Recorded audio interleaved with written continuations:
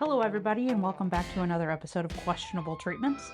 My name is Kim. I am joined by my husband, Ryan.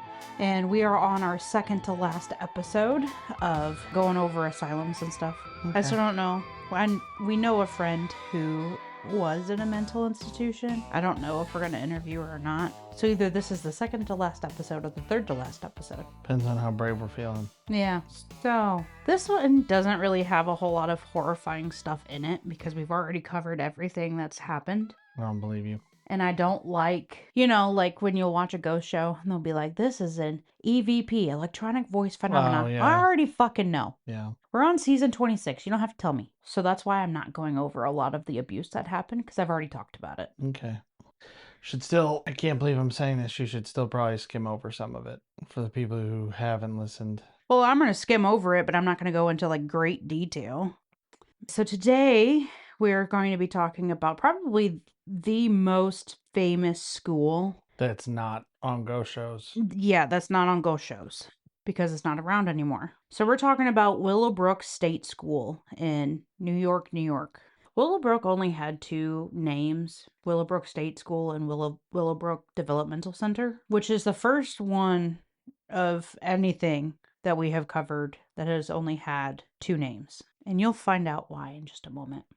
So Willowbrook State School officially opened on October 11th, 1947. That's pretty late. That's pretty late. It was opened on Staten Island, New York after the approval and funding from the state in 1938. So they got approval to build it. They got the funding in 1938, but they had to wait until 1947 because of World War II. Yeah. The area and the buildings were from an old military hospital called Halloran General Hospital, which was returned to the state in 1940. The school was designed for max capacity of 4,000 residents. That's big. That's bigger than most of them have been so far. Most of them that you've talked about were built with a capacity of a couple hundred, maybe less than 100, and then eventually they get overcrowded like that. But this is the first one that I think has been that big, right? They started late, yeah. So even they knew that they were going Trans-Allegheny and those were only 2,000 at their peak. at their peak, max capacity. Yeah, max capacity, not max actual occupancy. Yeah. The school was named after the area on Staten Island in which it was located called the Willowbrook section, which was a neighborhood. The campus was 375 acres with 34 buildings, which only had 2 of them being training and schooling. That sounds suboptimal. Yeah, no farm. All that land and no farm? All that land and no farm. The school's advertising and business plan was to house, school, train, and help the mental defectives, but this was not achieved because the schooling/training stopped when the patient turned 8. So 8 years old, no more. You're grown now. You're grown. You're a man now. The school was designed for custodial care and to keep the disabled socially and physically separated from the general population. After World War II, the U.S. state governments, so this is the individual states, not the U.S. government, prioritized institutionalized care for the mentally ill and the defective, which caused the increase in care in all of the asylums and state schools across the U.S. Even though there was a promise for a step forward in care, the school operated the same as the other ones did with no change.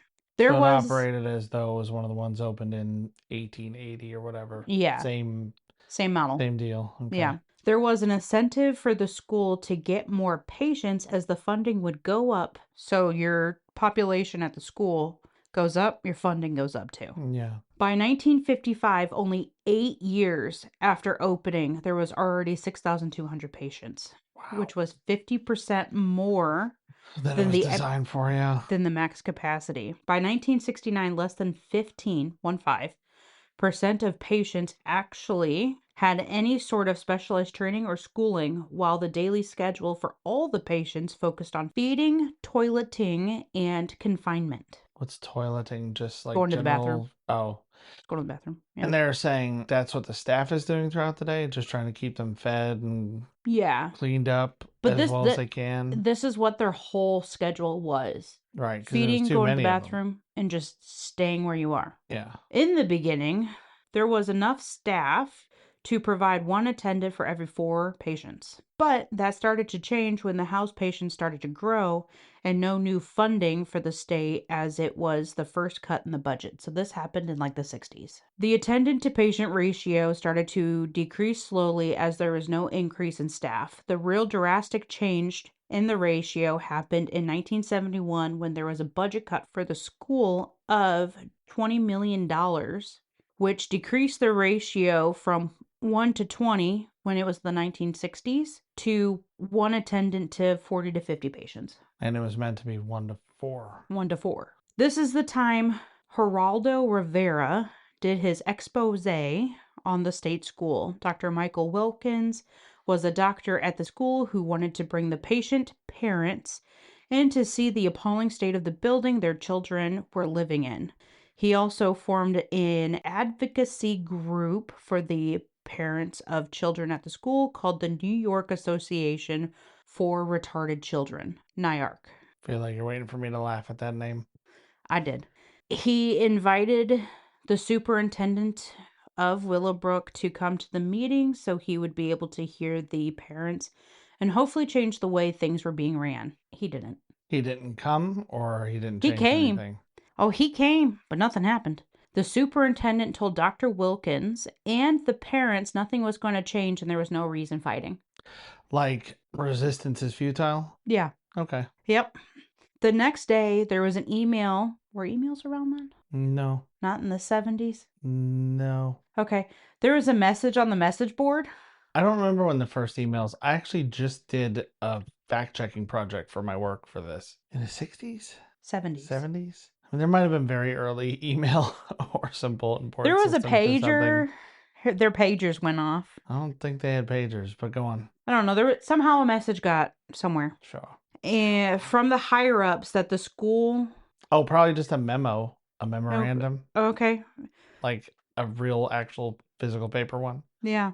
So there was a memo on the memo board from the higher-ups at the school that stated if there was knowledge of another employee going to one of the meetings, then they would be fired. Dr. Wilkins went anyway. And the day after he went, so this was a week later, he went to the meeting. The next day, he came back to work and he was handed his pink slip. Yeah, I remember hearing that a little bit. I saw you watching some stuff about this and doing your research. Yeah.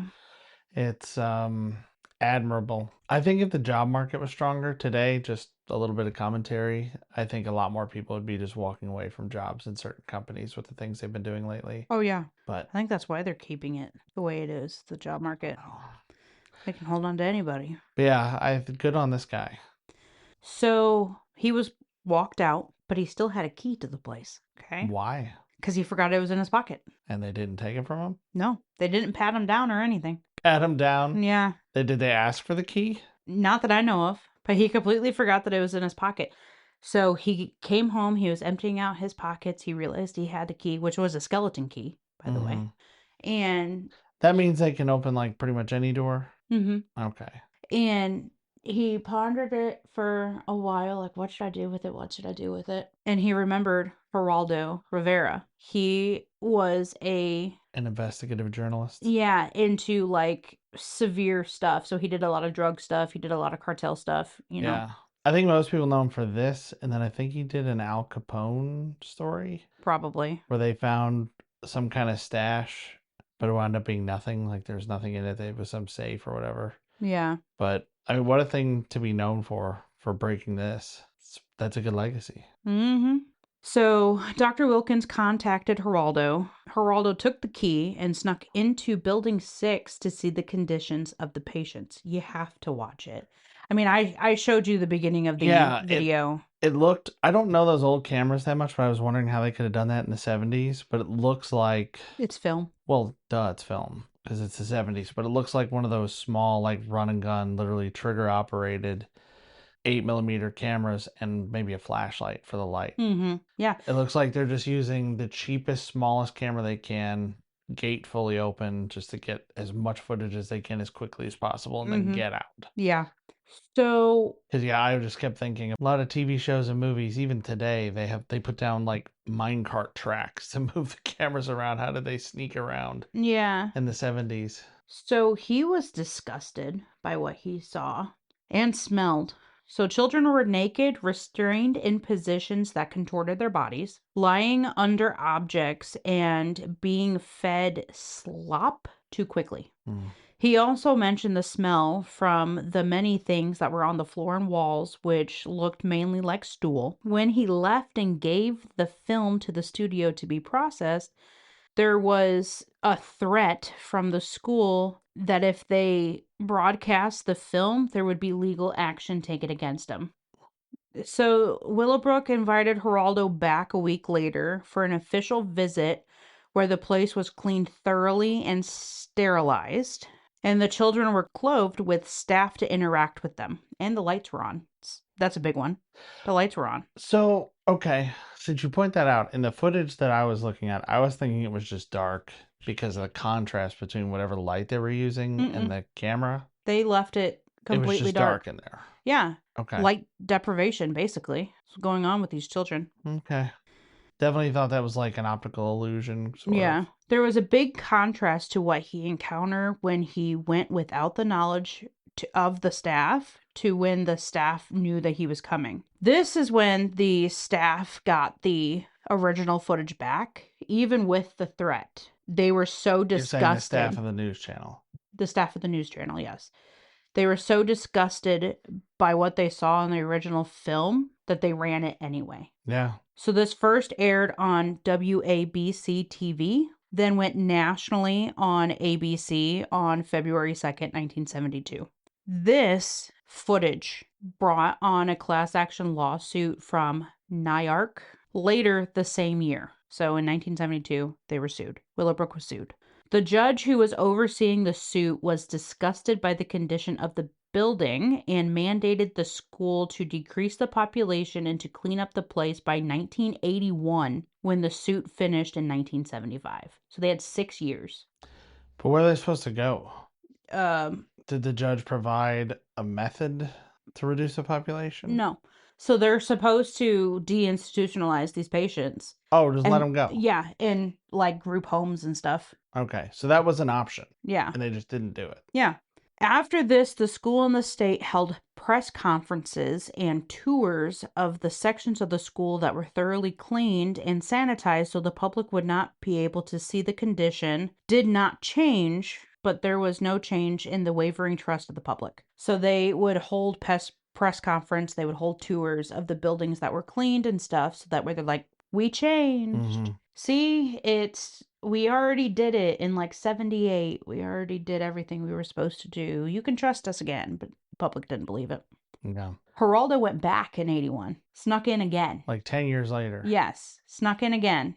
Did he have the same key or did he just... I guess. I guess he had the same key. There was no improvements. Same thing. Same thing. Same thing.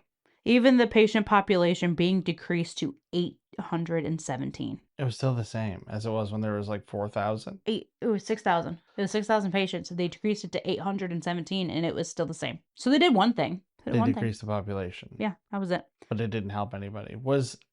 When they decreased the population, did that decrease their funding? I mean, is that part of the problem?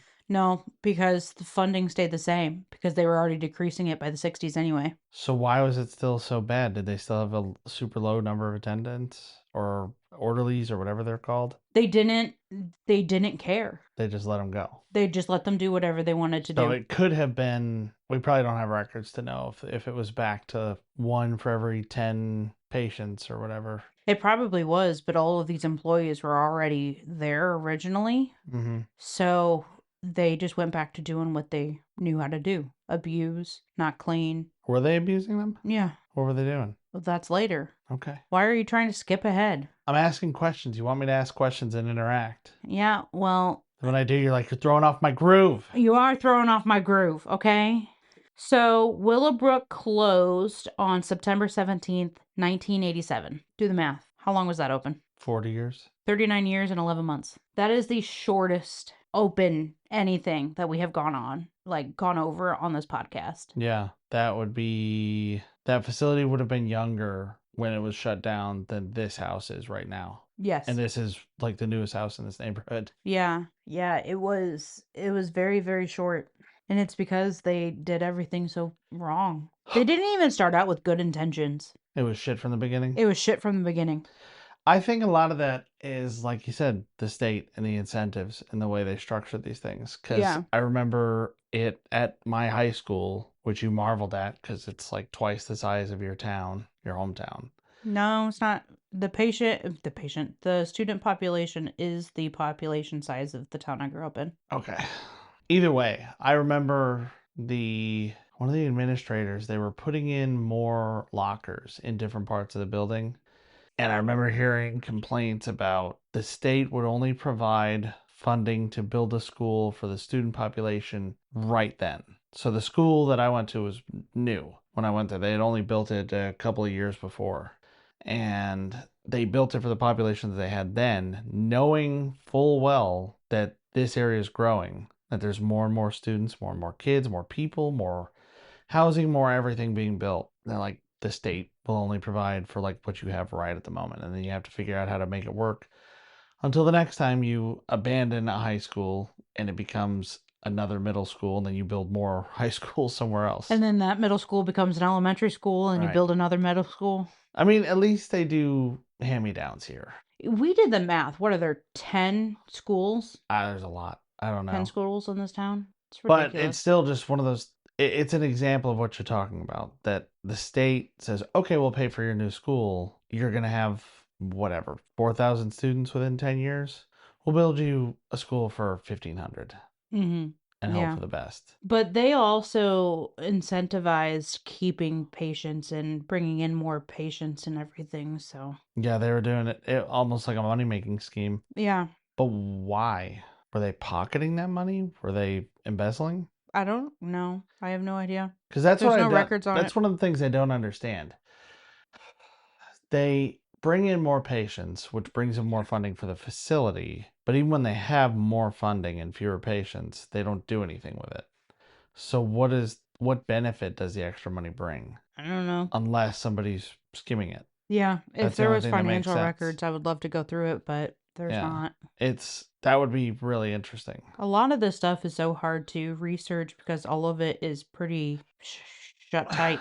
Yeah, I guess one of the possibilities is just competing for funding. I mean, there were 10. It's a pretty common thing in really big organizations to have approved funding for departments or activities. And if you don't spend your budget, they reduce it. Mm-hmm. Or that will be taken by a different group. And it doesn't necessarily benefit you as the senior manager of asylum research at Questionable Treatment Co. But it's better to have the budget available and keep another department from getting it. Yeah. So it could be that, but still. Yeah. Now we're going to move on to patient care. Or patient neglect. Or patient neglect. Or abuse. And abuse. Patients did not have a good time at the school for many reasons. But the main two that I was able to find were the boredom and the disgusting environment these patients were forced to live in. I mean, they were also abused, but at least at the other asylums, they had shit to do. This one, there was nothing. And they had all that land and they didn't let them outside or anything? Nope. No sports. No outdoor time. No TV. Oh, yeah. And no games. No radio. No schooling, training, reading. Nothing. Yeah. And I just realized this is one of the only ones where you haven't said there were 34 buildings and this was a museum, this was a library, this was a barber shop, this was a bowling alley. There were ping pong tables and whatever. They were abused, but they had shit to do. You're abused here, you're underfed here, you live in filth here, and you have nothing to do. Nothing. Yeah, didn't I overhear a quote saying that some of the patients would fight over scraps of paper and things just to have something to mess with? Yes. Not that, but yes. They would. So, with nothing to do and all of these buildings being for patients 8 and up, they would have the ability to talk and the ability to start fights. Mm-hmm. That's it. So that's all you got. She can beat some Joe Schmo off the street, or you can talk to somebody else, but that's all you get to do. If we have already covered an abuse on this podcast, it has happened here. Just assume it's all... What about lobotomies? Yeah, it's all fair game. Restraints, we already talked about restraints. Yeah. Physical beatings, patients would be completely covered in bruises head to toe. What about the 70-pound... There was no rock. There is no ball or boulder. whatever. It was a boulder. Yeah, There's but no it had to boulder. be a ball. Like you said, it was carved into a ball. Yeah. They had to I don't roll think it. so. Like, I'm pretty sure it said it was a stone block, but I mean if you want to play that back too. no, no. It was a block. They didn't have that. They had restraints. They were physically abused. They were mentally, emotionally abused. They, had to clean and stuff. And Yeah, I mean, the ones that I saw, that little bit, I don't like being part of your research. well, you're not I supposed don't to be like part of that our it. desks are catty cornered to each other. But the few people that I saw that were talking who were from the asylum looked perfectly intelligent. Mm-hmm. I They mean, they were. had, The one that you saw the most had spina bifida. yeah, the one in the wheelchair, the one that Yeah. was there with Geraldo. Yeah. Spina Yes. bifida is, Where part of the spine does not close, like the covering around the spine doesn't close, it so causes partial paralysis. it can cause full paralysis, partial paralysis, neurological problems, but you're all mentally there. Yeah, because He just couldn't speak very well. right, he had trouble speaking, but he was mentally totally fine. Mm-hmm. It's no different than somebody who has a bad stutter or something. Yeah. And anyway, the people I was seeing were basically the same. They had trouble. There was a guy, a girl, I don't know, a couple of people that were on that video you were Yeah. watching who seemed intelligent. They just look a little different. Mm-hmm. They have some kind of, I don't know, like all people look different. Some people have Yeah. crooked noses, big ears, hair lips, whatever. Yeah. They look some kind of way and they had some kind of stutter or something. Yeah. I mean, I'm sure it's more than that, but it bothered me a lot. Like every person we saw talk, I was like, I would just take them home. They could just come here. So I could not find any documented accounts of sexual abuse, but we have to assume it happened. I was going to ask about that. There's no night crawlers or anything with this. No. But if everyone and everything is covered in shit, that would probably be a bad idea either way. Yeah. Even if it was, how do you put it?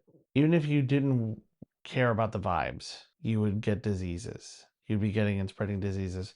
They said within 6 months, 100% of students there had hepatitis B or A or something. Just hepatitis. They didn't know the difference between it until the experiment that I'm Doesn't coming some up of on. them kill you? Aren't some of the strains deadly? Yes. Why are you looking at me like that? I don't know anything Because about that's it. coming up later. Oh, okay. Sorry. My dang.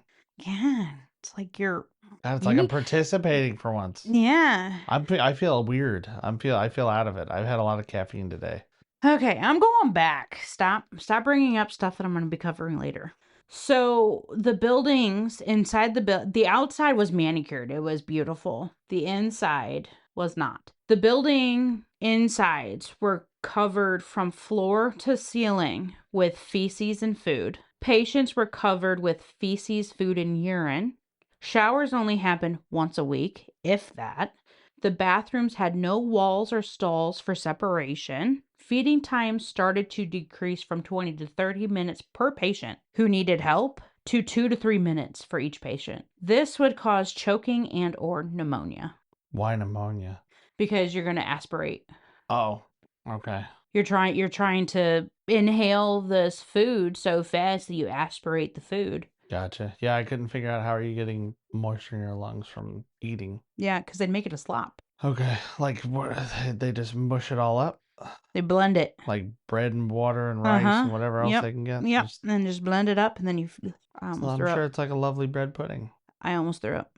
Just seeing it in the video was enough to make me gag. The patients that could walk were forced to clean the spaces with the broom and a mop using only water as a cleaning chemical because the actual cleaning chemicals were locked away from staff and patients. Why from staff? No idea. None whatsoever. Okay, this tracks. Yeah, so now we can kind of understand why they were completely covered in feces. Yeah. Because there was no way to clean it. Yeah. There was abuse physically, mentally, and emotionally. Many of the patients would have bruises on the range from healing to brand new.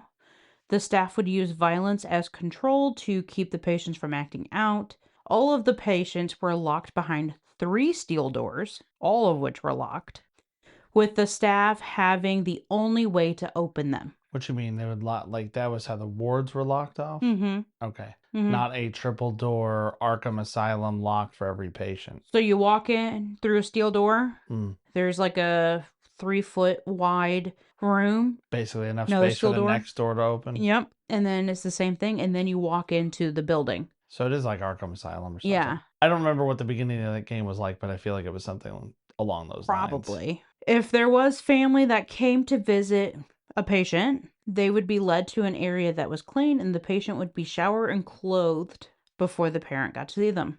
The family was not able to tour the area that the patient was going to be living in. Family was discouraged from coming on unannounced visits. Yeah. Well, at least they were allowed to come visit at all. Yeah. As opposed to some of the other ones where they just said, nope, if you come, they throw a fit. Yeah. It undoes all the good work we're doing. Yep. There was one mother who complained about the condition she was finding her daughter in and was told if she didn't like the condition, then she can discharge the child. The mother went to get the child, and the staff made the mother wait until it was after closing, but the mother stayed anyway. She was able to meet with a higher up that was going to discharge her daughter. It wasn't until the mother threatened to take the story to the news that someone took her seriously. So they were just trying to wait her out. Yeah. One of the guys on the video that you saw was talking about how children were fighting over snacks, cookies. Mm-hmm. Staff would bring in candies and cookies, throw it on the floor, watch the kids fight over the cookies and the candy to eat it, and this like brought them joy. Do you think they thought of it like feeding ducks? I never thought of that. Like taking stale popcorn or breadcrumbs or whatever you got to the park and tossing it out for the ducks? Tossing quarters into a group of college students and watching them scramble for it? Never had that experience. I'd probably beat up the person who threw a quarter at me. I don't know. I mean, do you think it was just a perverse thing that they did for grins? Or, I Oh, mean, yeah. I know it was, but I Yeah. mean, do you think they thought of it as like, yes, this is super cruel and I love doing this? Or was it just like, watch this, watch them run for it? I think both of them are the same thought. One is, I mean, you're right. That's a valid point. You put me in my place, but one is like purposefully malicious. The other is almost accidentally malicious. They're so I think they if so don't think of them as humans. if you're So going to make me, with all the research that I've done, if you're going to make me choose one, I would say it would be the second option. just these aren't even people. Yeah, these aren't even people anymore. It's like it's like dropping it into a koi pond or something. Yeah, yeah. So the lifespan of a patient could be compared to captive animals. It's like 15, 20 years maybe. Close. Or less. So our lifespan as humans is around 70 to 80, like average lifespan. Right. But the average lifespan of a patient at Willowbrook was only 25 to 30. That's less than a gorilla. Yeah. Patients would die from blunt force trauma, ruptured organs, choking, hepatitis, malnutrition, and anything else your mind can make up. Blunt force? Blunt force. From other Being hit. patients or from staff generally? Staff generally, because most of the population that was at Willowbrook was so severely disabled. They couldn't really do anything like that. Yeah. Were any of the staff or administration ever held criminally liable for anything that happened there? I believe so, yes. That's good. But it wasn't until later because the state wanted everyone to believe that it was such a good school. Mm-hmm. Okay, now the part that you are so curious about, because you've asked about it twice. We're going to go into the subject of why I picked Willowbrook. It wasn't because it was famous and Geraldo went and viewed it and stuff. It was because there was human experimentation done here, which has been a common theme among most of them, yeah. Most of them, I think. I mean, Byberry, I mentioned shortly because I couldn't find a whole lot on it. There was human experimentation in it, but it wasn't the main thing that I covered. That one, it almost seemed less like purposeful experimentation and more like there's such a large number of people to experiment on that it will eventually attract something. Yeah, I don't even remember what they were experimenting. Neither do I. Some drug. I don't remember what though. But here Yeah, but most of them it was, hey, this doctor's blowing in from whatever conference they're doing, lying to the press and whatever. Let's let them lobotomize 15 people in an hour, and then they'll report it as a massive success and move on. Yeah. So here at Willowbrook, there's going to be a lot of information that's going to be thrown at you. So I'm going to try to make this as clear as possible. At Willowbrook, they did hepatitis experiments. Yeah. Isn't that fun? Okay, so purposely infecting people with hepatitis. Yes. So you know that there's multiple hepatitises out there. The ones that I know of for sure are A, B, E, and I think there's D. I think there's D. Hepatitis B, and it might be C, A, B, C. There's definitely C. Okay, so it's I've A, definitely B, heard C C, before. and E. Okay. Those are the four. A and E are fecal oral route or oral fecal, whichever one you want to say. And then B and C are sexually transmitted. Okay. He found the difference in this school of A and B. Go on. Oh, I will be. But there's going to be some information before that. Yeah, how? Okay. I'm assuming if I ask the questions I want to ask, you're going to go, I'm going to get to it. I am going to get to it. Slow down. So the experiments were done by Dr. Saul Krugman. Saul was born on April 7th, 1911 in Bronx, New York, to Russian Jewish immigrant parents. After graduating high school, Saul moved to Ohio to do his undergraduate med program at Ohio State University in 1929. He took a year off his junior year to make money so he could finish his studies at the University of Richmond, where he graduated in 1934. Then he went to medical school at the Medical College of Virginia and graduated in 1939. He served in World War II as a flight surgeon and was discharged from the Air Force in 1946. What's a flight surgeon? Field medic, but in the air. Okay. That does surgeries, I guess. I don't know. He joined the pediatric staff at Bellevue Hospital and NYU School of Medicine, where he focused on infectious diseases. He served as the chairman of the Department of Pediatrics from 1960 to 1974. He stayed as a professor of pediatrics until his retirement in 1991. He died on October 26, 1995, from a cerebral hemorrhage. So a vessel burst in his brain. Yeah.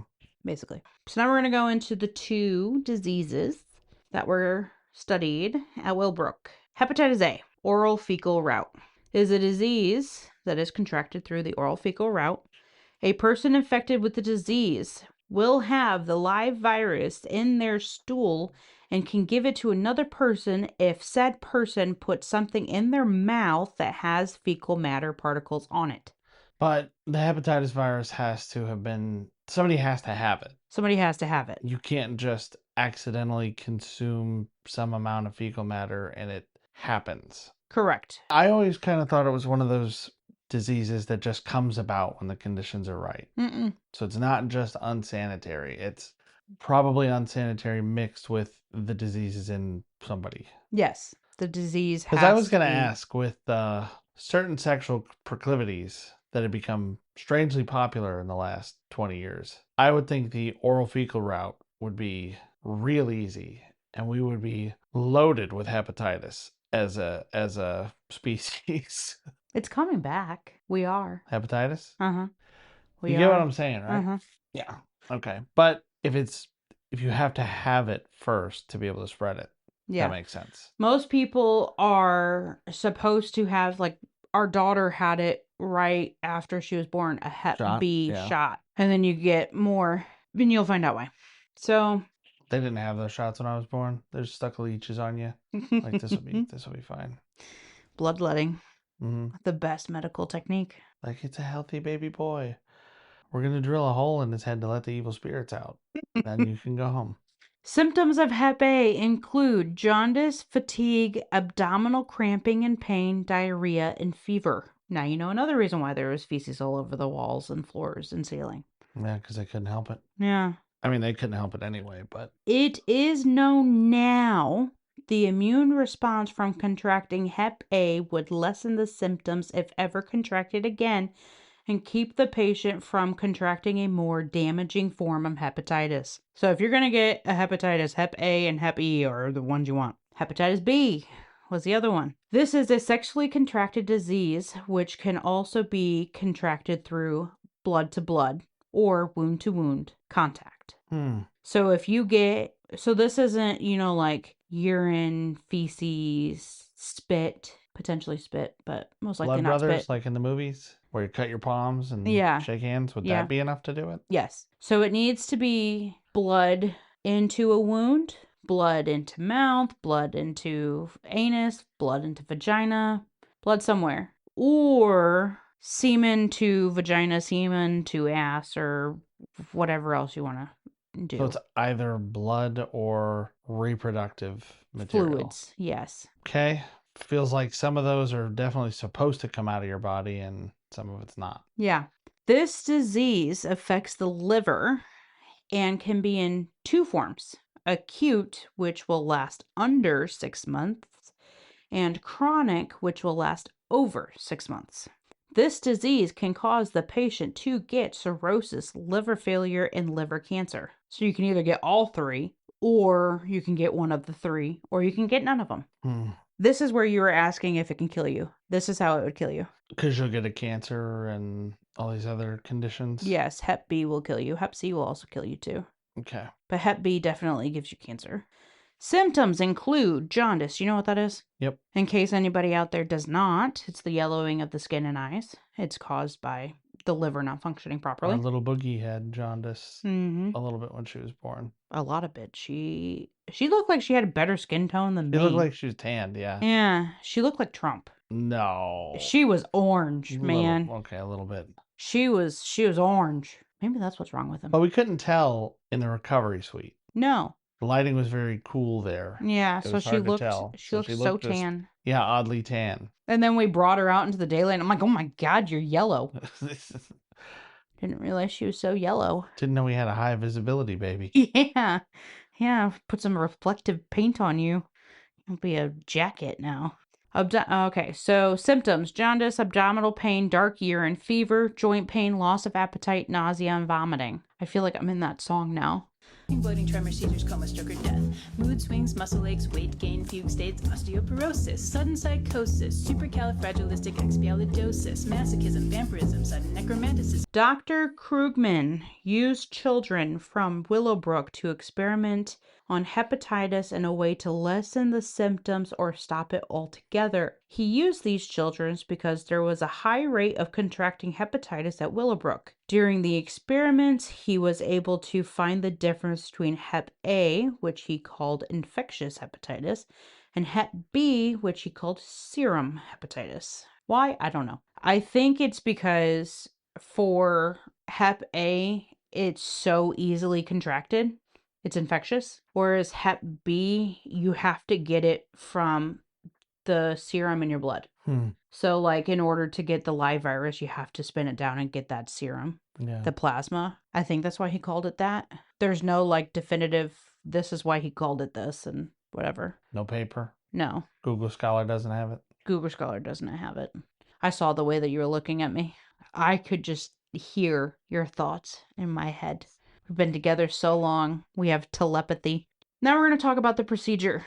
This is where it gets kind of disgusting, and I never want to drink chocolate milk ever again. For the procedure of the experiment with Hep A, stool was collected from children still in the early stages of the disease. The sample was processed down to just the serum containing the virus and given to children new to the school and children who have already had the disease by putting the serum in a drink, usually chocolate milk. So they poop milk. Poop milk. Dr. Krugman wanted to see if there was a difference in the symptoms from the patients who already had the disease and those who did not. There was. The ones that already had the disease had lesser symptoms than those who have not. So was this an official experiment they're doing on behalf of an organization, or was it just we're loaded with it, let's just see what happens? So that's why he chose it, but he was contracted. He was like contracted to do it. So it's a happy accident. It's a happy. Well, I'm sure accident. They chose him like, hey, your facilities Because he's a loaded with this pediatrician. disease. Let's figure some stuff out about it. He was already studying infectious diseases, and he's a pediatrician. Go to Willowbrook. Okay. Good guy, bad guy? He's mostly a good guy. I mean, infecting children with hepatitis seems not good. It's not good. I mean, it's almost like a makeshift vaccination. Which is what he was going for. Like, hey, we're gonna do a chickenpox party, but with hepatitis. Mm-hmm. You keep going ahead of me, man. Going ahead of me. For Hep B, the procedure for Hep B, a blood draw was conducted to get whole blood, which means you get everything. So it's just a different type of tube that you use that has the little gel at the bottom that separates it. That's a whole blood tube. Usually a tiger top or a red top. Okay. From the children that were infected with the virus. So it doesn't matter what stage you're in. You have 6 months to get this and you'll get a live virus. The blood was spun and they collected the serum from the blood sample which held the Hep B virus. The serum was injected either intramuscularly or subcutaneously, which means into the fat, into children who have had hepatitis and those who have not. Okay. So now you're getting injected with somebody else's blood. Seems dangerous. Gamma globulin is the antibodies a patient who had an immune response to a disease gets. So you get specific gamma globulins. I'm just going to call them gammas because I can't pronounce the last word. You get specific ones for specific diseases. Yeah. These are collected from blood and processed down to just the serum that holds them and given to a patient who is in the early stages of the disease or a patient that has not had the disease yet. So this is like an early stage of a vaccine. Yeah, I was about to say, so the gamma globulins would have been the immune response sort of reference for the disease. Yes. Right? Yes. Because the body's going to, it's basically how a vaccine works. Well, you said, the body's it's an gonna come antibody. That's the word I was failing to find. Yeah. So the body's going to come in with their antibodies and they're going to be like, this is a good guy. And then they copy that. Mm-hmm. And now they have the ability to attack hepatitis. Right. So it either doesn't come on or the symptoms are less. So they're trying Basically to spread the immunity instead of just the disease, which is what a vaccine is. But did it work? Mostly. Oh, well, at least there's that. The experiment was funded by the Armed Forces Epidemiological Board, the Office of the Surgeon General, U.S. Army, the National Institute of Health, and the New York State Department of Mental Hygiene, and the Department of Health. That last one was all one thing. Yeah. The military really wanted to find a way for hepatitis to stop spreading around the camps. So they're the main ones that contracted Dr. Krugman to come in and do the testing. And he's like, Willowbrook's a great option. Yeah, that makes sense as to why you'd want to do that. Yeah. There were 7 trials with 2 groups each starting in 1955 and ended in 1970, just before Geraldo went in there. Yeah, I was about to say. The first trial was to see what would happen to the patient if they got the disease without having it before and what would happen with the disease progression for a patient that has already had the disease. The next 4 to 5 trials after that were to see if gamma globulins would lessen or prevent the disease. The last trial or 2, were for the early production of the Hep B virus, which was the boiled down virus of the disease after diluting it with distilled water. This would cause the virus to die. So this started off the Hep B vaccine. It wasn't approved by the FDA yet, but it was getting there. Like, he's the precursor to it. Mm-hmm. It was officially approved by the FDA in 1981. By a different scientist. These studies showed gamma globulin would prevent and lessen these diseases. The understanding of hepatitis was furthered, and there was further understanding vaccines can cause antibodies from the immune response to the vaccines preventing the disease. So, letters were supposed to be sent out by Willowbrook to get consent for these trials. They did. They did send out letters. So there's a difference between... Was it like the last one? No, well, kind of. So there is a difference between the two. This went into more of what's actually going to happen in the experiment, but it downplayed it a lot. We're going to try out a vaccine on them or something is probably what they're saying. I have an actual letter here that I'm going to read to you. But so they would also get verbal consent from parents of patients who were just being admitted. So you get verbal consent, you would have to fill out a permission form if you're okay, and with the patient who's already there going through these trials, you would fill out a permission form and mail it back. So an actual letter was found in my research, and here it is. Dear Mr. and Mrs. Insert name here. We are studying the possibility of preventing epidemics of hepatitis on a new principle. Virus is introduced in gamma globulin later to some, so either no attack or only a mild attack is expected to follow. This may give the child immunity against the disease for life. We should like to give your child this new form of prevention with the hope that it will afford protection. Permission form is enclosed for your consideration if you wish to have your children given the benefit of the new prevention. Will you signify by signing the form? Yeah, so they're saying this is already basically a vaccine. Yeah. Not an experiment where we're going to give them a disease and use them to kind of make the vaccine. So a little bit more information than the last one, but Yeah. still downplayed it significantly. But that's all I have for you. Yeah, stuff like this, I was thinking a minute ago, this might be why people are starting to not trust vaccines, right? Like, it's a silly thing. Well, Jim Carrey's wife, whatever her name was, that's all I remember about her, is the person who started the whole vaccines and autism thing was a former model married to Jim Carrey at the time, I think. Mm-hmm. I cannot think of her name, but I don't know, right? I mean, we know from trials and some of the stuff that we've seen, there is a level of risk that is acceptable in these studies. Yeah. To stop everybody from dying, they'll take a risk that something might happen to somebody if there's a very, very small chance of it. Yeah. But see, I always thought it's sort of like the mask thing. Everybody says, well, the masks didn't really do any good. I don't know. Nobody wore them right. We don't know. Yeah, that's kind of my thought. I mean, on the one hand, we don't know what it would have been like if we didn't wear them at all, because everybody did wear them pretty much. Mm-hmm. But I saw so many old people take their mask and pull it down to cough, and the majority of people, breathing through their nose with the nose outside the mask. Like, even if you breathe through your mouth, you're still breathing through your nose a little bit. True, but you're supposed to have the whole thing. Yeah. Like, there are people who would just be like all nose breathing with their nose hanging out of it. Mm-hmm. Or, maybe it's, I don't know. That was kind of one of my thoughts, is maybe Or it's pull like it down that. as they're talking. People are saying, like, what, polio? What do I need a polio vaccine for? Nobody gets polio. Because everybody gets the vaccine. That's why you don't need the smallpox vaccine that's why you feel like you don't need it. You do, but you feel like you don't.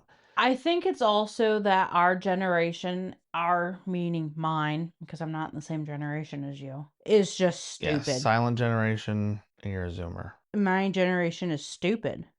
We're so fucking stupid that we would believe anything that we find on the internet. I'm not part of that because I work in the medical field. So yeah, they do seem stupid.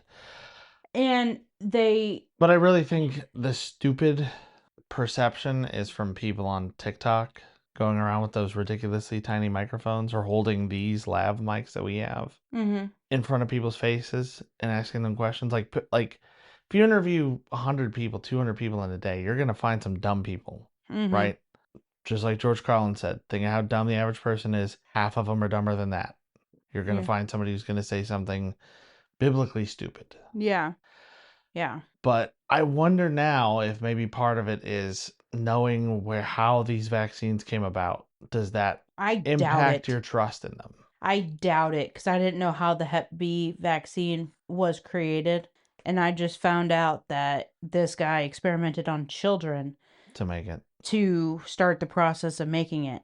You ever think about I doubt they know that. What I think it is they think that you're born with the immunity. Like it's passed down? Yeah. Well, the last 3 generations were fine vaccinated against it, so the disease is probably gone or was never a problem to begin with. Yeah, it's ridiculous. Personally, this is my personal thoughts that are going to be inside thoughts. Hold on, let me see if I can pull them out. If you refuse to vaccinate your child and your child dies or somebody else dies as a result of a disease that would have been prevented, you should be charged with manslaughter. Yes. Did I actually get it right? Yes.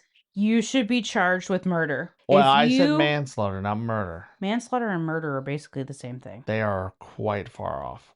If you didn't vaccinate your child, not for a good reason. So a good reason not because being, the doctor said they have a heart thing or something that's or they're be allergic, or your religion, your true religion does not want you to vaccinate your child. Those are the only like 3. You have a medical condition, you're allergic to it, or your religion does not allow you to have it.